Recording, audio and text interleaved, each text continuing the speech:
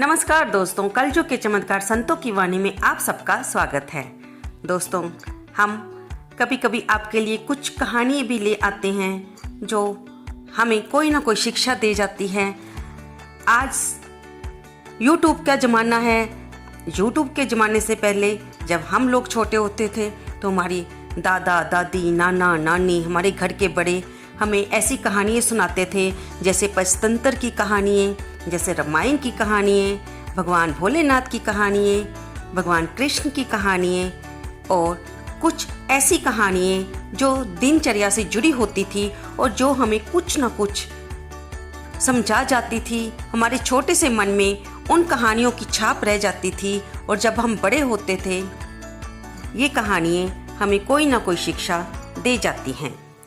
और जब हम बड़े होते हैं तो ज़िंदगी के किसी न किसी मोड़ पर हमारे बड़ों के द्वारा कही गई कहानियाँ हमारे मस्तिष्क पर जो छाप छोड़ी होती है उसी की याद कराती हैं और कई बार हमारे जीवन के कठिनाई की परिस्थितियों में भी हमें वो हौसला देती हैं कि ज़िंदगी को बिताना आसान नहीं है। ज़िंदगी में उतार चढ़ाव तो आते रहते हैं। थोड़ा सा हंसते रहो, थोड़ा मुस्कुराते रहो, थोड़ी हिम्मत रखो, अपने मनोबल को गिरने न दो। ये कहानियाँ हमें यही सिखाती हैं। हमारी आज की कहानी है एक माँ बेटी की कहानी। लेकिन कहानी सुनने से पहले आपसे एक दरख्वास्त, हमारे वीडियो को अवश्य लाइक करें और अपने ये कहानी कहाँ से सुन रहे हैं, अपना नाम और अपनी जगह का नाम, प्रदेश का नाम कमेंट बॉक्स में लिखना बिल्कुल ना भूलें। धन्यवाद दोस्तों। आइए चलते हैं अब हम अपनी कहानी की ओर। हमारी कहानी है एक माँ बेटी के प्यार की कहानी, जिसमें 3 किरदार हैं, माता पिता और उनकी प्यारी सी बेटी जिसका नाम रीना है।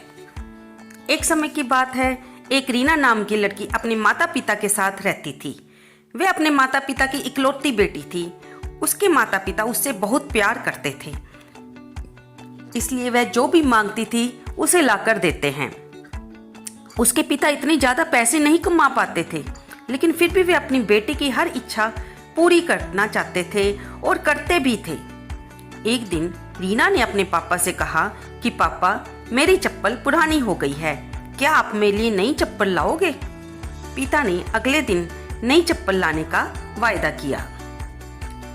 पिता जहाँ पर काम करते थे, अपने मालिक से उन्होंने चप्पल लाने के लिए कुछ पैसे उधार मांगे कि वह उनकी तनख्वाह से काट लिए जाएं, और वे अगले दिन नई चप्पल लेकर आ गई। रीना जब स्कूल से आई तो उसने नई चप्पल देखकर बहुत खुश हुई और चप्पल पहनकर सारे मोहल्ले में उछल कूद करती रही। शाम को वह घर आई और चप्पल उतार कर सो गई। अगली सुबह रीना ने वह चप्पल नहीं पहनी और अपनी पुरानी चप्पल पहनकर खेलने चली जाती है।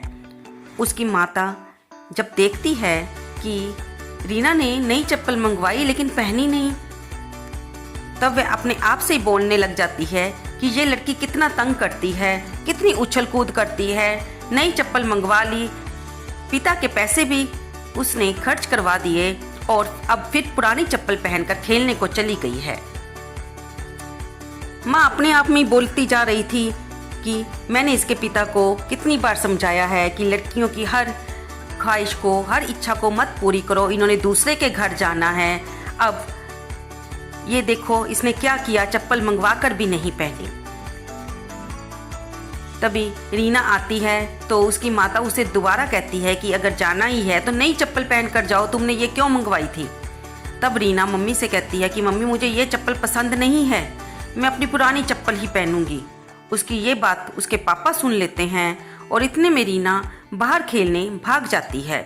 रीना के पापा को भी थोड़ा सा गुस्सा आता है और वे उसके पीछे जाते हैं और उसे अपने पास बुलाकर कहते हैं कि बेटा, अगर तुमने नई चप्पल नहीं पहननी थी तो तुमने क्यों मंगवाई और फिर कल सारा दिन उसे पहनकर भी रखा?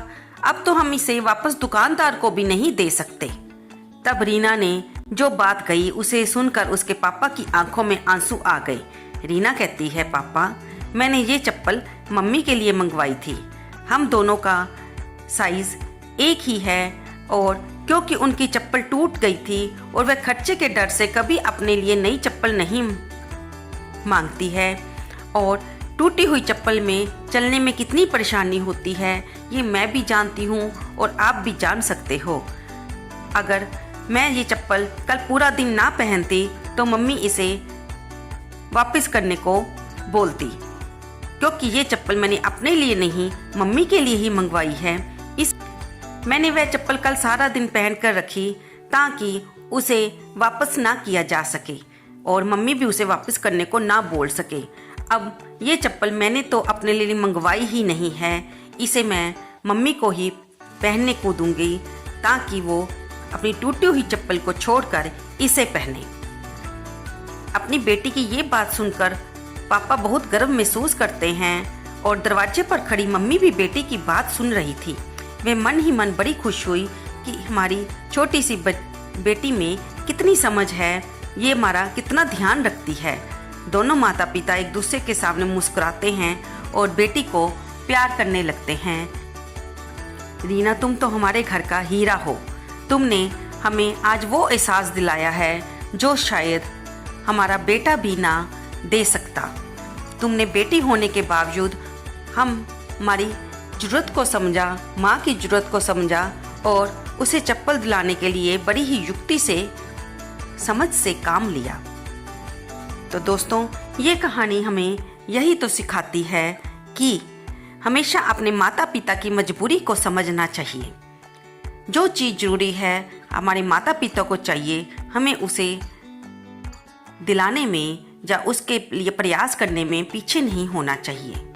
हमारे माता पिता सारा दिन हमारे लिए ही तो काम करते हैं, हमारे लिए ही तो जीते हैं और हमारे लिए ही तो दुआएं मांगते हैं। उनके लिए हमारे अलावा, हम बच्चों के अलावा कौन है जिसके लिए वे सोचेंगे। सारी दुनिया की नज़रों से बचा कर रखते हैं हमारे माता पिता। खुदा का दूसरा रूप ही तो है हमारे माता पिता।